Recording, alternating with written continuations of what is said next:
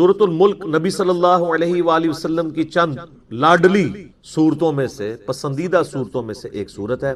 اس حوالے سے ایک بڑی زبردست حدیث ہے، صحیح سند کے ساتھ، جامعہ ترمذی میں موجود ہے، سنن نبی داؤد کے اندر موجود ہے، کہ اللہ کے محبوب صلی اللہ علیہ وآلہ وسلم نے فرمایا کہ قرآن حکیم میں 30 آیات پر مشتمل ایک صورت ایسی ہے جس نے اپنے پڑھنے والے کی شفاعت کی، حتیٰ کہ اسے جنت میں داخل کروا دیا، اور وہ صورت ہے تبارک الذی بیدہ الملک، یعنی یہ سورۃ الملک پارہ نمبر 29 اور سورت نمبر ہے 67۔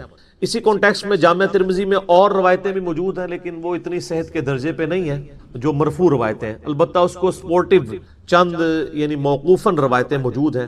مثال کے طور پر جامعہ ترمذی میں ایک حدیث موجود ہے کہ نبی علیہ السلام نے فرمایا کہ سورۃ الملک منجیہ ہے، یہ نجات دینے والی ہے، عذاب قبر سے یہ مانع ہے۔ یہ تمام باتیں اصول محدثین پہ وہ روایت کمزور ہے، لیکن اس کو سپورٹیو ایک موقوفاً روایت المعجم الکبیر طبرانی میں موجود ہے۔ عبداللہ ابن مسعود رضی اللہ تعالیٰ عنہ کہتے ہیں، یہ بالکل صحیح سند کے ساتھ ہے، کہ جو سورۃ الملک ہے یہ نجات دینے والی ہے اللہ کے اذن سے، منجیہ ہے، یہ مانع ہے، عذاب قبر سے روکنے والی ہے۔ اس سورت کے پڑھنے والے کو جب قبر میں دفنایا جائے گا تو وہ سرہانے کی طرف سے آ کے عذاب قبر کے اگینسٹ اللہ تعالیٰ کے حضور سفارش کرے گی یہ صورت، حتیٰ کہ اسے اللہ تعالیٰ بخش دے گا۔ تو اور پھر ساتھ عبداللہ ابن مسعود نے فرمایا کہ رات کو سونے سے پہلے اس صورت کو پڑھ لیا کرو۔ ایک کمزور روایت جامعہ ترمذی میں بھی ہے کہ سیدنا یعنی نبی صلی اللہ علیہ وآلہ وسلم کے حوالے سے ہی بیان کیا گیا کہ آپ علیہ السلام بھی رات کو سونے سے پہلے یہ صورت پڑھتے تھے، تو اس کو سپورٹیو یہ روایت بھی ہو جاتی ہے۔ اس طرح ایک اور ہے سیدنا خالد بن معدان کے بارے میں، سنن طبرانی کے اندر ایک تابعی ہیں، 103 ہجری میں فوت ہوئے، ان کے بارے میں آتا ہے کہ وہ اس وقت تک نہیں سوتے تھے جب تک کہ سورہ السجدہ اور سورہ ملک کی تلاوت کر نہ لیں رات کو، اور وہ کہتے تھے کہ یہ دو صورتیں اللہ کے عذاب سے نجات دینے والی صورتیں ہیں، حتیٰ کہ یہ اللہ تعالیٰ کے ساتھ جھگڑا کریں گی اس کی شان کے لائق، جس طرح ہے کہ یا اللہ یہ بندہ ہمیں پڑھا کرتا تھا، یا تو اس شخص کو چھوڑ دے یا ہمیں اپنی کتاب سے نکال دے، تو اللہ تعالیٰ ان کی شفاعت قبول فرما لے۔ یہ تو یعنی مطلقاً بھی روایتیں موجود ہیں۔ مسند احمد میں حدیث موجود ہے کہ نبی علیہ السلام نے فرمایا کہ روزہ اور قرآن قیامت والے دن شفاعت کریں گے، اور جس کے حق میں شفاعت کریں گے اللہ تعالیٰ شفاعت قبول فرما لے۔ تو یہ صورت یعنی کوشش کیا کریں کہ رات کو سونے سے پہلے پڑھ لیں، سنت ہے، یعنی تابعین سے، صحابہ سے ثابت ہے۔ اور رات کی ڈیفینیشن اسلام کے اندر ہے غروب آفتاب کے بعد رات شروع، اور فجر کا وقت داخل ہونے سے پہلے یہ پوری کی پوری رات ہے، آپ کسی بھی وقت میں سے پڑھ سکتے، مغرب کے بعد بھی پڑھ سکتے، عشاء کے بعد بھی پڑھ سکتے۔ اور اگر کوئی رات کو پڑھنا بھول جائے تو صحیح مسلم میں ایک حدیث ہے کہ نبی صلی اللہ علیہ وآلہ وسلم نے فرمایا جو شخص رات کے وظائف بھول جائے یا کسی وجہ سے وہ سو جائے تو اگلے دن کی ظہر سے پہلے اگر ان کو پڑھ لے تو اللہ تعالیٰ اس کو وہی فضیلت عطا فرمائے۔ یعنی کتنا بڑا مارجن ہے۔ اسی کے تحت ایک دفعہ وہ شامل نورانی صاحب نے ٹی وی میں کہیں کہہ دیا آ کے کہ جس کی تراویح کی نماز رہ جائے نا تو وہ اشراق کے وقت میں بے شک پڑھ لے، تو لوگوں نے کہا لو جی انہوں نے کیا بات کر دی، تو ان کی بات بالکل ٹھیک تھی کہ اگر کوئی رات کو سویا رہ گیا تو نفلی عبادت ہے، تو اشراق کے وقت میں بھی ایون نبی علیہ السلام کبھی بعض کا تہجد کی نماز رہ جاتی تھی تو بخاری مسلم میں آتا ہے کہ آپ علیہ السلام پھر اشراق کے وقت میں اتنے نوافل اور پڑھ لیا کرتے، تو یہ ٹالرنس اللہ تعالیٰ نے رکھی ہوئی۔ لیکن یہ ساری یعنی نفلی عبادات ہیں، یعنی یہ اوبلیگیٹری نہیں ہے بلکہ سنت ہیں اور نوافل کے طور پہ آتی ہیں، نہ کہ فرائض کے طور۔ قرآن حکیم کی 12 صورتیں ایسی ہیں جن کے فضائل یعنی اسپیسیفکلی آئے ہیں، ان میں سے ایک صورت یہ بھی ہے۔ تو اس پہ میں نے ان ڈیٹیل ایک بڑا ڈیٹیل لیکچر 3 نشستوں میں یہاں ریکارڈ کروایا تھا۔ مسئلہ نمبر 112 ABC، قرآن حکیم کی 12 صورتوں کے فضائل۔ آپ اندازہ کریں کہ سورۃ الرعد کی آیت نمبر ہے 28، الا بذکر اللہ تطمئن القلوب، آگاہ ہو جاؤ اللہ کی یاد میں دلوں کا سکون ہے۔ اس ایک آیت کے اوپر 6 قرآن کلاسز یہاں پہ ہوئی تھی۔ پہلی 3 قرآن کلاسز ہوئی تھیں کہ اللہ کے ذکر میں جو صبح و شام کے نبی علیہ السلام کے اذکار کون کون سے، پھر اللہ تعالیٰ کا سب سے افضل ذکر قرآن، انا نحن نزلنا الذکر وَإِنَّ لَهُ لَحَافِظُونَ، تو قرآن حکیم کی صورتوں کے فضائل کیا ہیں، اس کے اوپر میں نے اگلے 3 لیکچر مسئلہ نمبر 112 ABC دیے تھے۔ اس میں نے سورۃ الملک کے حوالے سے ڈیٹیلڈ احادیث بیان کی تھی، اس کا ایک کلپ بھی آپ کو یوٹیوب پہ مل جائے گا، آپ جا کے یوٹیوب پہ لکھیں سورہ ملک کی فضیلت، عذاب قبر سے بچاؤ کا وظیفہ، تو کافی لوگوں نے وہ کلپ دیکھا ہوا ہے، وہ آلریڈی یعنی اپلوڈڈ ہے، تو میں اس لیے آج اس کو یعنی اتنی ڈیٹیل میں نہیں جاؤں گا، موٹی موٹی باتیں میں نے عرض کر دی۔ اب اللہ کا نام لے کے سورۃ الملک شروع کرتے ہیں۔ مصحف کھول کے اپنے سامنے کر لیں، عربی سامنے ہوگی تو کنسنٹریشن بھی لوز نہیں ہوگی، اور دوسرا ظاہر ہے قرآن حکیم کو دیکھنا بھی ایک عبادت ہے۔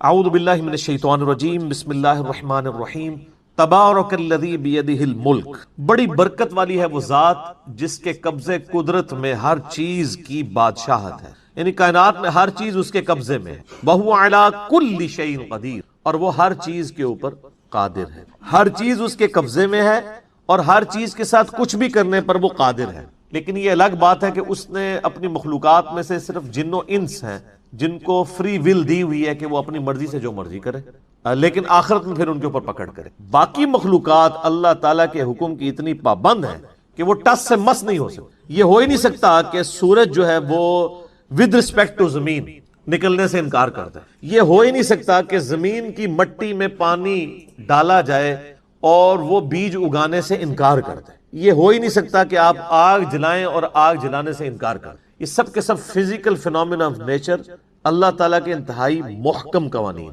البتہ اللہ تعالیٰ اپنے پیغمبروں کے لیے معجزے کے طور پر کبھی اس رول کو توڑنا چاہے وہ الگ بات، لیکن جنرل رول یہی ہے کہ یہ اللہ تعالیٰ کے محکم قوانین ہیں۔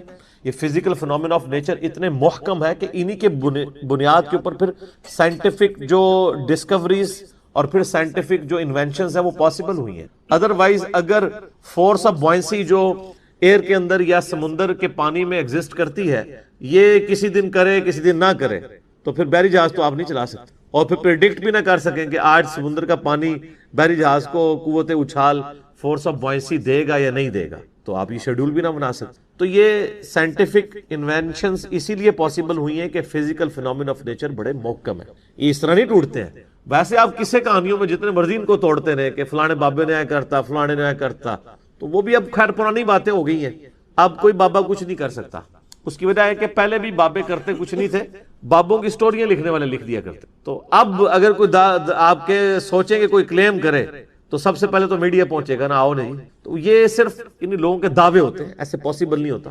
اللہ نے دنیا کو بقدر ایفرٹ رکھا، یہ دنیا کی ساری چیزیں کوشش کے ساتھ جڑی ہوئی۔ کبھی کبھار پیغمبروں کے لیے ایسے معاملات ہوئے، اس کی ریزن یہ تھی کہ پیغمبروں کو منوانا یہ اللہ تعالیٰ نے اپنے ذمے لیا ہے، کیونکہ وہ اللہ کے ریپریزنٹیٹیو ہے۔ ادر دین پروفٹس کے بارے میں جو کرامات کا کنسپٹ ہے وہ صرف زیادہ سے زیادہ دعا کا ہے، وہ اللہ کی مرضی قبول کر لے، اللہ کی مرضی نہ قبول، پابند کوئی نہیں ہے، دھونس کوئی نہیں ہے۔ یہ ہر ایک جو گلی محلے میں آپ کو یعنی سننے کو باتیں ملتی ہیں کہ جی جناب فلاں بندہ بسم اللہ پڑھ کے پانی پہ چل لیتا تھا، اڑ کے ہو گئے، بڈھے ہو گئے نا، یا پانی بھابی ہو گیا، کچھ بھی نہیں ہوتا میرے بھائی، ایسے پاسبل ہی نہیں۔ اگر یہ باتیں ہوتی تو بحری بیڑے نا مسلمان تیار کرتے جنگیں کرنے کے لیے، بسم اللہ ہی سکھائی جاتی لوگوں کو کہ جی بسم اللہ پڑھو۔ دیکھیں سب سے زیادہ اگر کوئی کامل ایمان مومن تھے کون تھے؟ صحابہ اور اہل بیت، تو بسم اللہ پڑھ کے سارے کام کرتے نا، وہ کیوں کشتیوں میں سفر کرتے تھے؟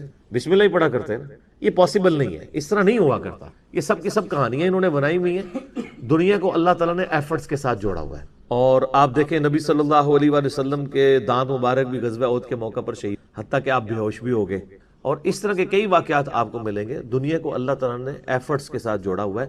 یہ جو آزمائشوں کا معاملہ ہے یہ سب کے لیے ہوتا ہے، کبھی کبھار اللہ تعالیٰ کو معجزے والا معاملہ کر دے وہ الگ بات ہے۔ یہاں پہ لوگ یعنی آئے دن کہتے ہیں وہ جی فلاں بندے نے جناب آگ کی چھال مارتی کچھ بھی نہیں ہوا، وہ محمد پناہ ٹوٹانی کے بارے میں مشہور کیا ہوا تھا نا، سر لے آؤ نا مارو چھال جناب، میں گارنٹی دیتا ہوں آپ کو، آپ یہ کام کر کے بتا دیں آپ جس مسلک کے ہیں، میں پورے پاکستان کو اس مسلک کے اوپر لے آتا ہوں، لائیں تو پریکٹیکلی پتہ چل جائے گا۔ یہ سب کے سب ہوتی ہیں جھوٹی باتیں، اسی لیے وہ کہیں کونے خدرے میں واقعات ہوتے ہیں، بعد میں رپورٹ ہوتے ہیں میڈیا میں سامنے لا کے۔ پاکستان کے جب وہ جہاز آپ کو پتہ نا ایک بار غائب ہو گیا تھا اس طرف جاتے وقت گلگت میں، وہ آج تک نہیں ملا، تو سر کوئی بزرگ ڈھونڈ دے نا، بتا دے کدھر ہے وہ، بجلی پوری کرتے ہیں، کہتے ہیں جی نگاہ مار، وہ دنیا چلاتے ہیں، سر بجلی چلاتے ہیں، کوئی کچھ نہیں۔ یہ لادہ بات ہے، یہ سارے بزرگ جب بیمار ہوتے ہیں نا تو ان کو آپ شفا انٹرنیشنل میں لے کے جاتے ہیں، اس وقت کوئی نہیں کہتا کہ جی پوری زندگی تے سانو کہانیاں کران دے رہے ہو، انہوں نے بھی کسی مزار تے لے کے جاؤ نا علاج کرانے واسطے۔ آج تک جتنے کلیمڈ بزرگ ہیں ان کے کیا آپریشن نہیں ہو رہے ہیں؟ ان کا کئی، اب میں نام نہیں لیتا، آپ لوگوں کو پتا ہے کتنے بڑے بڑے بزرگ ہیں ان کے پیشاب بند ہوئے ہیں تو کسی مزار پہ نہیں ان کو لے کے گئے، آغا خان لے گئے۔ کیوں؟ ہمارے بندے بیمار ہوتے ہیں ان کو بزرگوں کے پاس لے جاتے ہیں، بزرگ بیمار ہوتے ہیں ڈاکٹر کو لے جاتے ہیں، کرو نا اپنے آپ میں بھی ٹھیک، چلو کسی بڑے کو لے جاؤ، کہانی ہو۔ اس لیے میں نے چیلنج دیا ہے کہ جن لوگوں کا یہ دعویٰ ہے نا کہ بزرگ جو ہیں وہ روحانی آپریشن کر لیتے ہیں اور اس طرح کے معاملات، تو آپریشن تو بہت بڑی بات ہے، ایک بچے کا ختنہ کوئی کر کے بتا، ہم بزرگ مان لیں گے، لیکن بلیڈ مارے بغیر تے جے نہ ہویا ختنہ تو پھر کیا کریں گے؟ چلو آگے رہنے دو، میں آپ کو سخت گال نہیں کرتا. الذی خلق الموت والحیات لیبلوکم ایکم احسن عملا. اللہ وہ ہستی ہے جس نے زندگی اور موت کو اس لیے پیدا کیا تاکہ آزمایا جائے کہ تم میں سے کون اچھے اعمال کرے. سر یہ ایک آیت کا جو پورشن ہے نا، اس پہ گھنٹوں بولا جا سکتا ہے. یہ پورے کے پورے یعنی الہامی کتابوں کا نچوڑ ہے یہ کہ زندگی موت کا سسٹم اللہ نے کیوں پیدا کیا. اکثر لوگ پوچھتے ہیں مقصد کیا ہے. کوئی کہتا ہے انسانیت کی خدمت مقصد ہے، کوئی کہتا ہے صرف ماتھے ٹیکنا مقصد ہے. نیک اعمال، نیک اعمال میں حقوق اللہ بھی شامل ہے، حقوق العباد بھی شامل. اور نٹ شیل میں آپ بیان کریں گے نا، جن جن کاموں کا اللہ نے حکم دیا ہے اور جن جن چیزوں سے اللہ نے منع کیا، اس میں اللہ تعالیٰ کو اوبے کرنا، اطاعت اختیار کرنا، یہ ہے اللہ تبارک و تعالیٰ کی عبادت اور اللہ تعالیٰ کی اطاعت اور نیک اعمال. تو اللہ تعالیٰ فرمایا کہ زندگی اور موت کا مقصد یہ ہے کہ تمہیں جانچا جائے کہ تم میں سے کون اچھے عمل. اور پھر ظاہر ہے کہ یہ جانچنے کے بعد ظاہر ہے جب بھی کوئی ٹیسٹ میں جانچا جاتا ہے الٹیمیٹلی پھر اس کے لیے فیصلہ ہوتا ہے، اور وہ فیصلہ پھر جنت یا دوزخ کی شکل میں ہونا ہے. وَلِعَاذُ بِاللَّهِ تعالیٰ. جو پیغمبروں کے ماننے والے ہیں اللہ تعالیٰ ان کو نجات دے گا، اور جو پیغمبروں کے دشمن ہیں اللہ تعالیٰ انہیں قیامت والے دن تباہ و برباد کر. اللہم اجرنا من النار، اللہم اجرنا من النار، اللہم اجرنا من النار. آمین ثم آمین. وَهُوَ الْعَزِيزُ الْغَفُورُ. وہ غالب ہے، عزت والا ہے اور بخشنے والا. العزیز ہے، اتنا غالب ہے کہ جب چاہے کسی کو تباہ و برباد کر، لیکن ڈھیل دیتا ہے. اس کی یہ صفت غفوریت بھی ہے نا، بخشنے والا مہربان ہے. بخاری و مسلم کی حدیث ہے کہ اللہ تعالیٰ نے جب مخلوقات کو پیدا کیا تو نبی علیہ السلام فرماتے ہیں اللہ تعالیٰ نے اپنے پاس عرش پہ یہ عبارت لکھ لی تھی کہ میری رحمت میرے غضب پر سبقت لے. حالانکہ اللہ تعالیٰ عادل ہے، عدل فرمانے والا ہے. عدل میں تو رحمت اور غضب برابر ہونا چاہیے، تبھی برابری ہوگی نا. عدل کہتے ہیں نا توازن کو. تو سر یہ برابر بھی ہوتا نا تو ہمارے لیے مصیبت کھڑی ہوئی. یہاں پہ تو اللہ تعالیٰ کی رحمت سبقت لے جانے. وہ میاں محمد باق صاحب کا بھی شعر ہے نا، عدل کریں تا تھر تھر کمن اچیاں شانہ والے، فضل کریں تے بخشے جاون میں ورگے منہ کالے. یعنی اگر تو عدل پہ آئے نا تو پھر بڑی بڑی شانوں والے بھی وہ بھی کانپیں گے کہ ہمارے ساتھ معاملہ کیا ہونا ہے. اور اگر تو فضل پہ آئے تو میرے جیسے گنہگار لوگ بھی بخشے جائیں. حتیٰ کہ سورہ فاطر کے آخری رکوع میں اللہ تعالیٰ فرماتا ہے، اور یہ مضمون کئی جگہ قرآن میں ہے، کہ اگر اللہ تعالیٰ لوگوں کو ان کے اعمال کے سبب پکڑنا شروع کرتا تو زمین پہ کسی کو زندہ نہ چھوڑتا. کہیں نہ کہیں کسی سے لغزش ہو جاتی ہے. اور سر معذرت کے ساتھ اگر میں جان کی امان پاؤں تو عرض کروں کہ جو عصمت انبیاء کا عقیدہ بھی جو بنایا گیا ہے نا ہمارے سب کانٹیننٹ میں بالخصوص، یہ عقیدہ کتاب و سنت سے سپورٹیو نہیں ہے. اور مجھے پہلی دفعہ اس بات کا احساس ہوا جب میں نے اپنے گھر ایک مزدور لگایا، وہ کرسچن تھا، پروٹیسٹنٹ. تو میں نے اس سے ایک دن تھوڑا ریلیجن پہ ڈسکشن کی تو مجھے کہنے لگا جی آپ انبیاء کو معصوم مانتے ہیں؟ میں نے کہا ہاں جی. تو وہ کہنے لگے ہم تو انبیاء کو معصوم نہیں مانتے. تو میں نے کہا کیوں؟ کہتا جی تورات میں بھی انجیل کے اندر بھی انبیاء کی غلطیوں کا بیان ہوا ہے، تو کیا قرآن میں نہیں ہوا ہوا؟ میں نے کہا یار ہوا تو ہوا ہے. تو کہتا سر آپ نے کبھی سوچا نہیں ہے کہ یہ معصومیت کا عقیدہ پھر نکالا کہاں سے؟ قرآن میں حضرت آدم کی غلطی کا ذکر ہے، ابراہیم علیہ السلام کی غلطی کا ذکر ہے، نوح علیہ السلام کی غلطی کا ذکر، موسیٰ علیہ السلام کی غلطی کا ذکر ہے. کئی مقامات پہ نبی علیہ السلام کی اجتہادی خطاؤں کا اور لغزشوں کا ذکر موجود ہے. تو یہ معصومیت کہاں سے نکالی ہوئی؟ تو میں پھر پہلی دفعہ تھنک آؤٹ آف باکس کی. پھر میں بڑے بڑے علماء کے پاس گیا لیکن کوئی سننے کے لیے تیار نہیں تھا، حوصلہ ہی نہیں تھا. پھر الٹیمیٹلی جب مجھے یہ ساری باتیں سمجھ آئیں کہ معصومیت کا مطلب یہ ہے کہ نبی گناہ نہیں کرے گا، غلطی کا صدور ہو سکتا ہے، غلطیوں سے پاک صرف ایک ہے، وہ اللہ. اب مجھے بتائیں یونس علیہ السلام سے غلطی ہوئی نا، اور کتنا عتاب کہ اللہ تعالیٰ فرماتا ہے کہ یونس علیہ السلام سورہ الصافات میں مچھلی کے پیٹ سے اس دن نکالے جاتے جس دن مردے قبروں سے نکلیں گے اگر وہ اللہ تعالیٰ سے معافی نہ مانگتے. اور وہ معافی کن الفاظ میں مانگی؟ وہ سورۃ الانبیاء میں آیا لا الہ الا انت سبحانک انی الظالمین. تو غلطی ہوئی ہے تو معافی مانگی ہے نا سر. پھر اللہ نے معاف بھی کیا. پھر اللہ میں کذالک ننجی المؤمنین، ہم اہل ایمان کو بھی اس طرح معاف کریں گے اگر ہماری طرف کوئی متوجہ ہو. تو اس میں حضرت یونس علیہ السلام نے امت کو ایک عقیدہ دیا ہے، لا الہ الا انت سبحانک، تیرے سوا کوئی معبود نہیں ہے اللہ، صرف پاک تو ہے غلطیوں. یہ جو سبحان اللہ کی کوالٹی ہے کسی مخلوق کو دے سکتا ہے بندہ؟ مخلوق میں تو عیب ہے. مخلوق کا سب سے بڑا عیب موت ہے. سر موت عیب ہے، ہم اپنے آپ کو موت سے آزاد نہیں کر سکتے. اللہ نے یہی تو پھر وہ سخت جواب اینٹی وینم اور پھکی کے طور پہ عیسائیوں کو کہا ہے نا سورۃ المائدہ کی آیت نمبر 17 میں کہ تم کہتے ہو جیزس کرائسٹ جو ہے یہ خدا ہے، اگر اللہ ارادہ کرے عیسیٰ اس کی ماں سب کو ہلاک کر دے، اللہ کو کون پوچھ؟ اللہ کا کوئی کیا بگاڑ لے گا؟ اور یہی بات اس صورت میں ہمارے نبی علیہ السلام کے بارے میں بھی آ جائے گی. قل ارائیتم ان اہلکنی اللہ ومن معی او رحمنا فمن یجیر الکافرین من عذاب الیم. اے نبی تم پھرماؤ کہ اگر اللہ اور میرے ساتھیوں کو ہلاک کر دے، ہم بھی کسی اکڑ میں نہیں ہیں، تو تم کس کھاتے میں ہو اللہ کی نافرمانیوں کے معاملے میں؟ ہم تو خود ڈرتے ہیں. تو نبی علیہ السلام کے بارے میں کم از کم قرآن میں 3 دفعہ یہ ہے قل انی اخاف ان عصیت ربی عذاب یوم عظیم.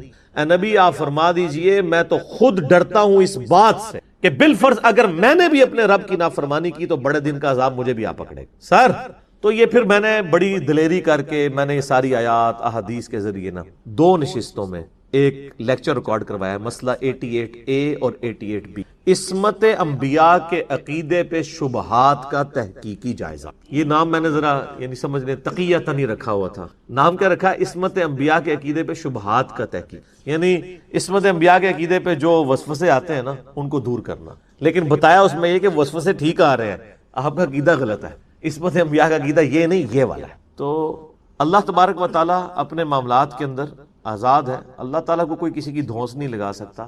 اللہ تبارک و تعالیٰ غلطیوں سے پاک ہے. مخلوق جتنی بھی ہو جائے اس کے اندر عیب موجود. کیوں اللہ تعالیٰ موٹی موٹی بات کرتا ہے لا تأخذہ سنۃ ولا نوم. اللہ وہ ہے جسے نہ نیند آتی ہے نہ اونگ. اب مخلوق تو محتاج ہے.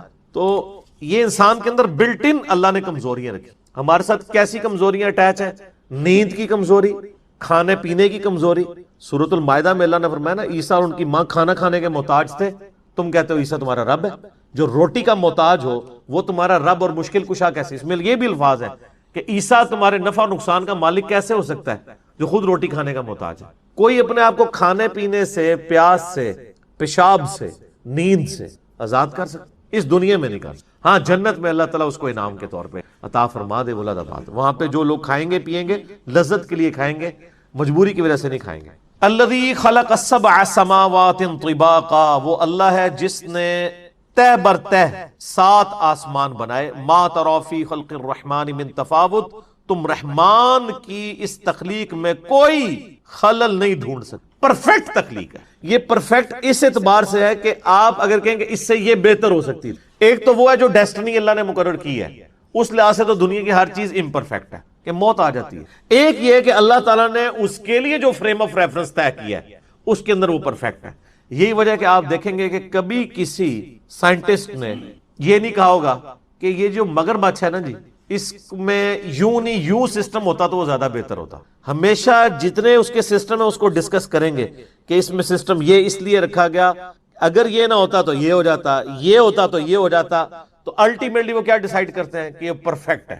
چاہے وہ اس کو ایوولوشن کے ذریعے کہہ رہے ہوں، گاڈ کو بیچ میں سے نکال بھی دیں، ڈیسائیڈ یہی کرتے ہیں پرفیکٹ ہے جتنے گیون سرکمسٹانس. وہ جو کمزوریاں وہ تو ہے نا جی، موت والی کمزوری، بیماری والی کمزوری وہ اپنی جگہ.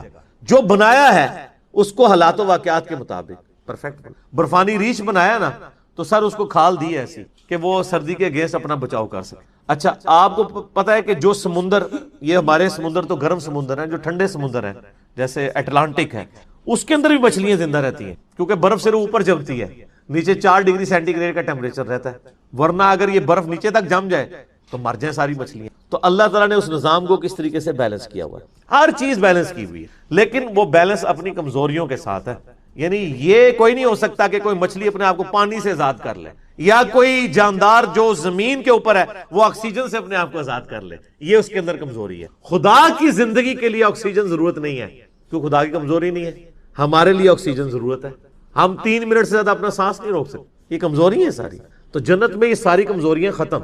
کیوں؟ صحیح بخاری میں آتا ہے نا کہ موت کو مینڈے کی شکل میں لا کے جنت اور دوزخ کے درمیان قتل کر دیا جائے گا، اور جنتیوں کو کہا جائے گا خوشخبری اب موت نہیں، اور دوزخیوں کو کہا جائے گا تمہارے لیے اب ہلاکت ہے کہ موت نہیں. اللہ تبارک و تعالیٰ نے انسان کو جنت میں پہنچتی وہ کوالٹیز عطا فرما دینی ہے کہ جو انسان یہاں دنیا میں خواہش رکھتا ہے جو ادھر کبھی بھی پوری نہیں، نیور.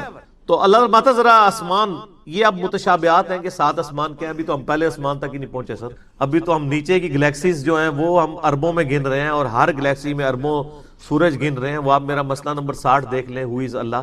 اور ابھی یہ پچھلی ویک کو یہ بلیک ہول کے اوپر میری ایک ویڈیو کلپ ریکارڈ ہوا ہے، اس کے اندر بھی میں نے اس کے اوپر ڈسکشن کی ہے. یہ تو علیحدہ سے ایک ٹاپک ہے. تو یہ تو متشابہات ہیں.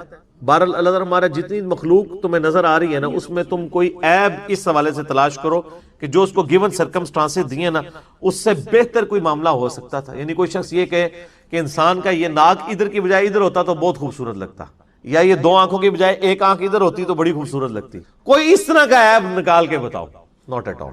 اللہ اکبر. فرجع البصر، پھر نگاہ اٹھا کے دیکھ. هل ترى من فطور، تجھے کوئی رخنا دکھائی دیتا ہے اس پرفیکشن کے اندر؟ ثم ارجع البصر کرتين ينقلب اليك البصر خاسئا وهو حسير. بار بار نگاہ اٹھا کے دیکھتا رہ، تیری نگاہ ناکام ہو کر تیری ہی طرف لوٹ آئے گی اس حال میں کہ تھکی ماندی ہوگی. تجھے اللہ کی مخلوق کے اندر کوئی عیب نظر اس حوالے سے نظر نہیں آئے گا.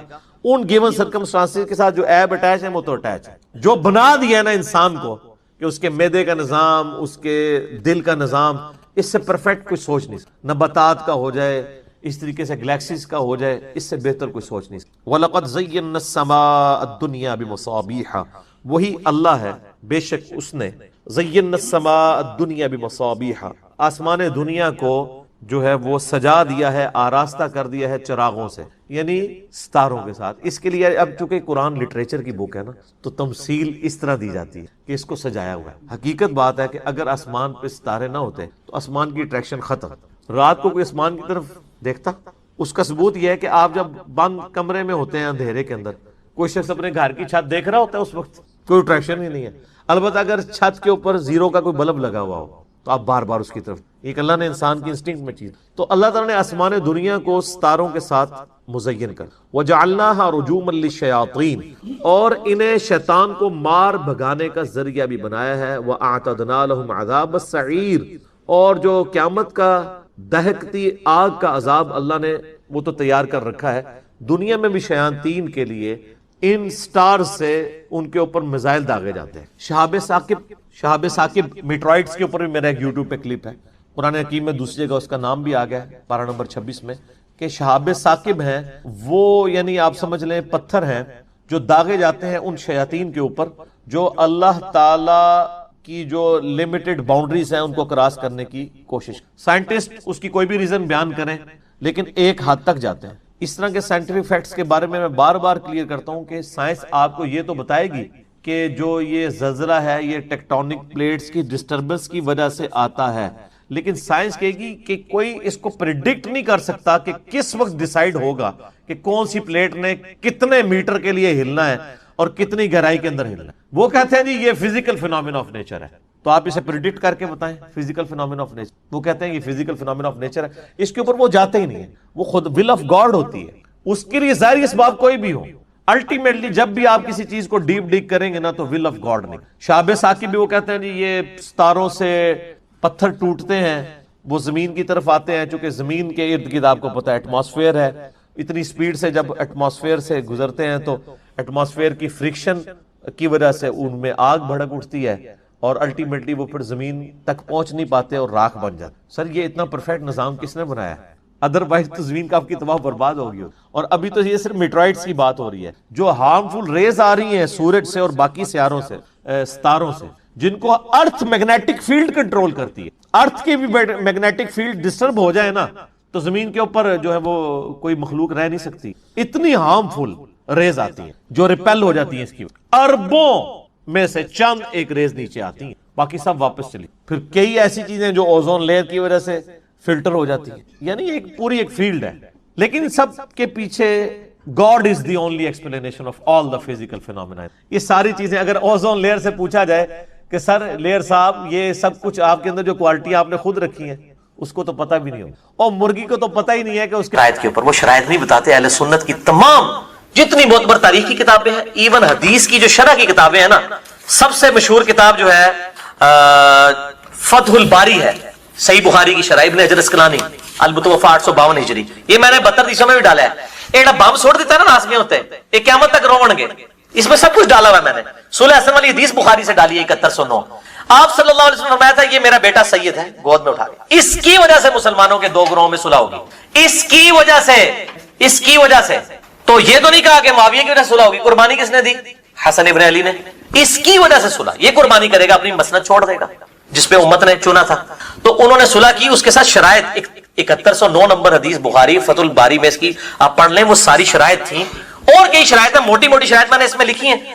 الاستیاب ابن عبد البر کی کتاب میں موجود ہے، الاصابہ ابن حجر اسقلانی کی 8000 صحابہ کی جو اسد الغابہ کی انہوں نے شرح لکھی ہے الاصابہ، اس میں موجود ہے، البدایہ والنہایہ ابن کثیر میں موجود ہے، اور فتح الباری میں اسی حدیث 7109 کے تحت جس میں کہتے ہیں حسن نے پیسے لے کے صلح کی ہے، وہ الفاظ تو پڑھیں کہ انہوں نے کس طرح انہوں نے پورے الفاظ اس پہ کلیئر کیا، بھی ٹائم نہیں جس کو شوق ہو یہ پڑھیں، پیسے لے کے صلح کی ہے، وہ تو انہوں نے ساری کے سارے معاملات کو پوائنٹ آؤٹ کیا ہے کہ اس وقت کیا ہو رہا تھا، کس طریقے سے گورنر جو ہے وہ خریدے جا رہے تھے۔ بہرحال یہ صلح کی شرائط سنیں۔ نمبر 1، حضرت معاویہ اللہ کی کتاب، رسول اللہ صلی اللہ علیہ وسلم کی سنت اور خلفائے راشدین کے طریقے کے مطابق نظام میں حکومت چلائیں گے۔ چلایا انہوں نے نظام حکومت اللہ کی کتاب کے مطابق چلایا۔ صحیح مسلم میں پڑھ کے سنا دیتا ہوں، آپ تو یہ کریٹیکل حدیث ہے نا، لہٰذا میں مسلم سے سناتا ہوں کہ اللہ کی کتاب کے مطابق چلا ہے کہ نہیں۔ صحیح مسلم 4776، عمر بن عاص کو آ کے ایک بندہ کہتا ہے، بڑی لمبی حدیث ہے کہ آپ ہمیں اطاعت امیر کے اوپر حدیثیں سناتے ہیں، اور آپ کے چچا کا لڑکا معاویہ جو ہمارا حکمران ہے، یہ تو ہمیں کہتا ہے کہ ہم لوگوں کو ناحق قتل کریں اور لوگوں کا مال ناحق طریقے سے ہڑپ کریں، جبکہ اللہ تعالیٰ سورۃ النساء کی آیت نمبر 29 میں کہتا ہے کہ اے ایمان والو، لوگوں کا مال ناحق طریقے سے ہڑپ مت کرو اور ایک دوسرے کو قتل مت کرو۔ اب بتائیے ہم اللہ کی مانیں یا معاویہ کی مانیں؟ یہ صحیح مسلم ہے سنابلی صاحب، یہ جھوٹی تاریخ نہیں ہے حکمران نے لکھوائی ہوئی، صلاح الدین یوسف صاحب کے لیے بھی ہے، 4776 صحیح مسلم۔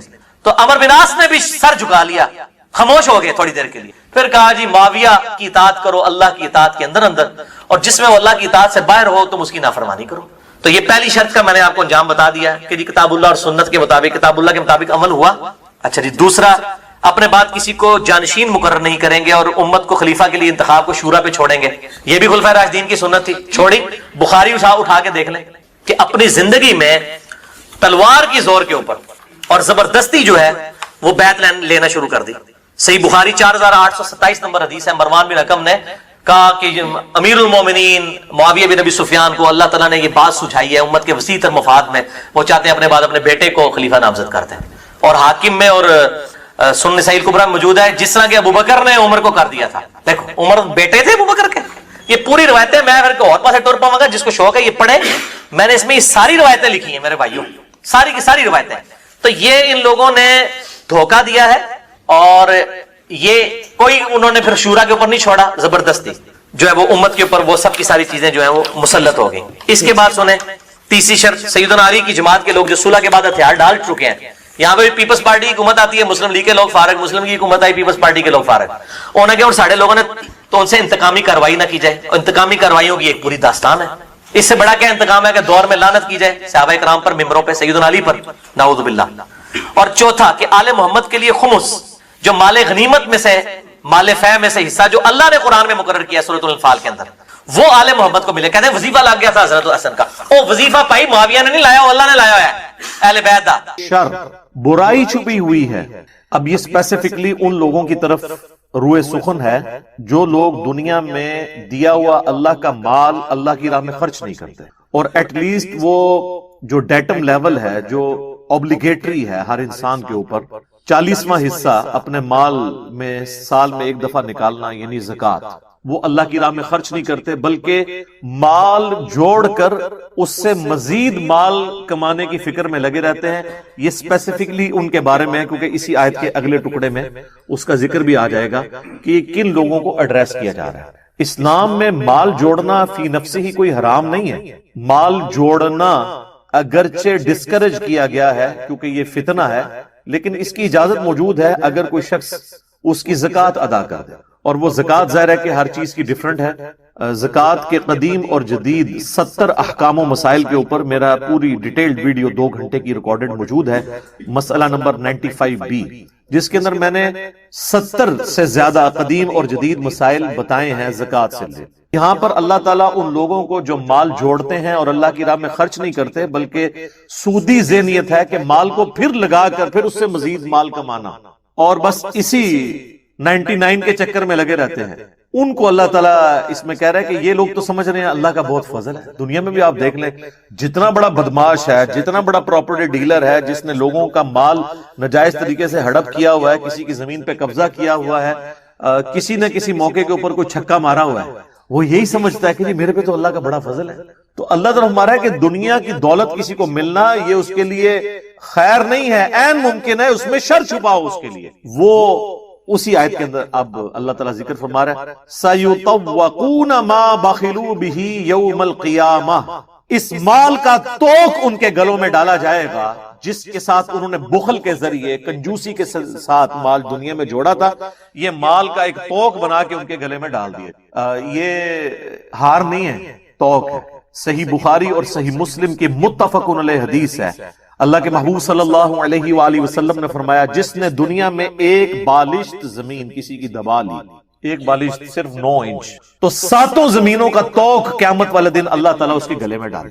جناب یہ آپ کبھی یہ جو لوگ فوج کی نوکری کرتے ہیں نا تو اس میں ایک ٹرم یوز ہوتی ہے پٹھو باندھنا، کسی کو سزا دینی ہوتی ہے نا، 20-25 کلو کا وزن اس کی پیٹھ پہ لاد دیا جاتا ہے اور کہا جاتا ہے فلاں پہاڑی پہ چڑھ، اور جس کو 7 زمینوں کا توق لاد دیا جائے تو وہ تو آپ سمجھ سکتے ہیں کہ اس کا تو کچھ عمر ہی نکل جائے گا۔ صحیح بخاری اور مسلم دونوں میں یہ حدیث بھی موجود ہے کہ اللہ کے محبوب صلی اللہ علیہ وآلہ وسلم نے فرمایا جس نے دنیا میں مال جوڑا، اور اس کے لیے ٹرم عربی میں استعمال ہوتی ہے کنز، وہ مال جو آپ جوڑ کے رکھتے ہیں اور اللہ کی راہ میں خرچ نہیں کرتے، کنز بنا کے رکھا، اللہ تعالیٰ وہ مال ایک گنجے سانپ کی صورت میں اس کے گلے میں توق بنا کے ڈال دے گا جو اس کی بانچیں یوں چیر دے، اور اس کا کلائمیکس ہے سورہ التوبہ کے اندر جس میں اللہ تعالیٰ نے فرمایا کہ جو کنز بنا کے رکھتے ہیں سونا چاندی اور دنیا کے مال و دولت کو، قیامت والے دن ہم انہی دھاتوں کو پگھلائیں گے اور یہ پگھلا ہوا سونا اور چاندی ان کی پیٹھ پہ، ان کے ماتھوں کے اوپر اور ان کے پہلوؤں کے اوپر داغیں گے۔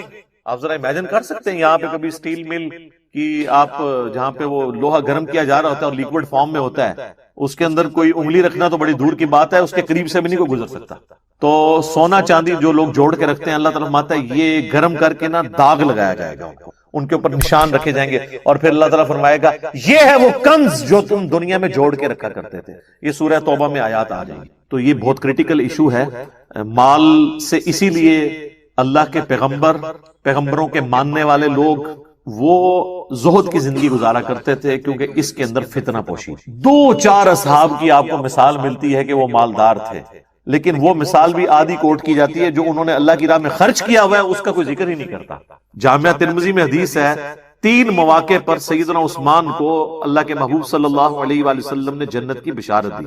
پہلی دفعہ جب انہوں نے مسجد نبوی کی وسعت کے لیے زمین وقف کی خرید کے، دوسرے موقع پر جب میٹھے پانی کا کنواں نہیں تھا جو عرب کے ریگستانی ماحول میں ایک ایشو ہوتا تھا، وہ لے کے انہوں نے اللہ کی راہ میں خیرات کیا، اور تیسرا غزوہ تبوک جو جیش العسرہ تنگی والا جہاد تھا سب سے مشکل، اس میں انہوں نے ساز و سامان کے لدے ہوئے اونٹ اللہ کے نبی علیہ السلام کی خدمت میں پیش کر دیے۔